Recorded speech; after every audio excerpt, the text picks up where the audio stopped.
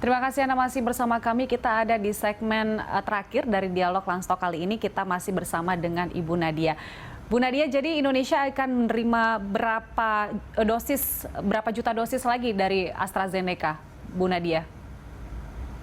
Iya, jadi kalau dari COVAX Facility kita belum tahu pastinya ya. Kemungkinan ada sekitar 11 juta dosis yang dari AstraZeneca. Dari permintaan kita 74 juta dosis dari COVAX Facility. Nah, sementara yang dengan business to government ya, artinya kita dengan AstraZeneca sendiri itu sudah direncanakan untuk sekitar 50 juta dosis yang kita pesan ya.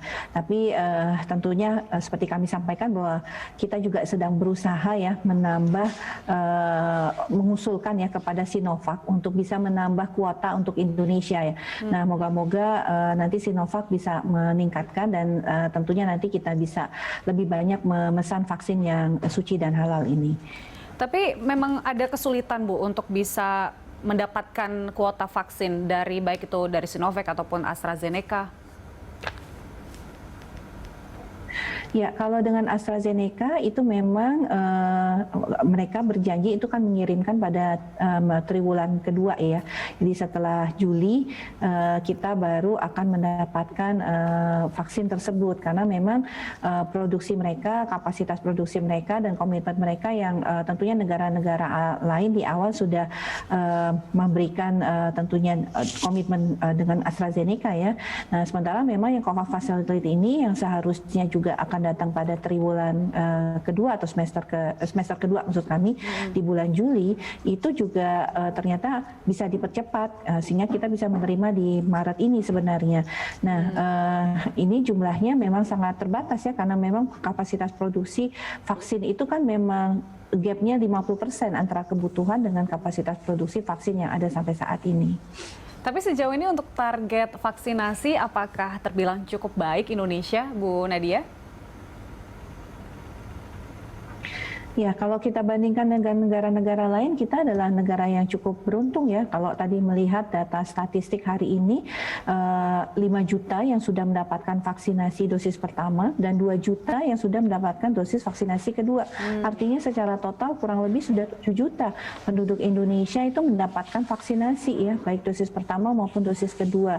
Nah, 7 juta ini kan dosis yang cukup besar. Tapi memang kalau kita bandingkan dengan jumlah penduduk kita dan sasaran 181,5 juta, ya ini memang terlihat presentasinya masih kecil. Tapi kalau kita bandingkan dengan negara lain dengan 7 juta dosis yang sudah kita suntikan, ini angka yang cukup besar tentunya kalau kita bandingkan secara absolute number ya, seperti itu.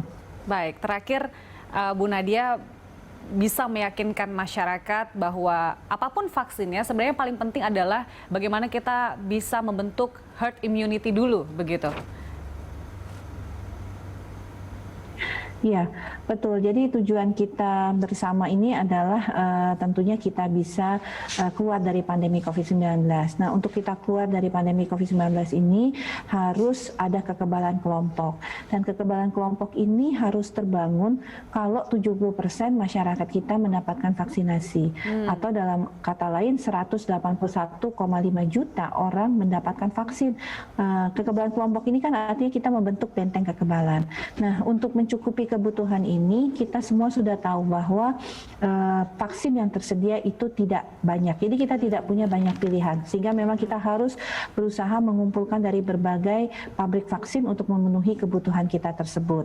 Nah, tentunya melihat resiko kematian, kesakitan akibat COVID-19 dan upaya kita untuk keluar dari pandemi ini, karena keluar dari pandemi ini kan bukan hanya masalah kesehatan, artinya kita bisa kemudian melakukan aktivitas ekonomi kita bisa memulai aktivitas belajar mengajar kita kembali, yang artinya ekonomi kita akan perlahan-lahan akan bisa bangkit.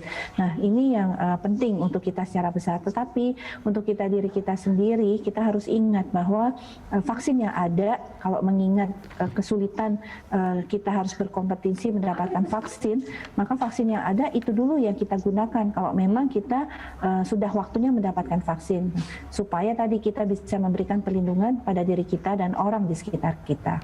Baik, tentunya kita harapkan upaya dari pemerintah untuk vaksinasi ini bisa berjalan lancar agar kita bisa melewati pandemi ini, dan mungkin sama-sama masyarakat berharap bahwa ekonomi bisa kembali pulih, kita bisa beraktivitas seperti sedia kala. Terima kasih Bu Nadia telah bergabung bersama kami siang hari ini. Sehat selalu Bu Nadia.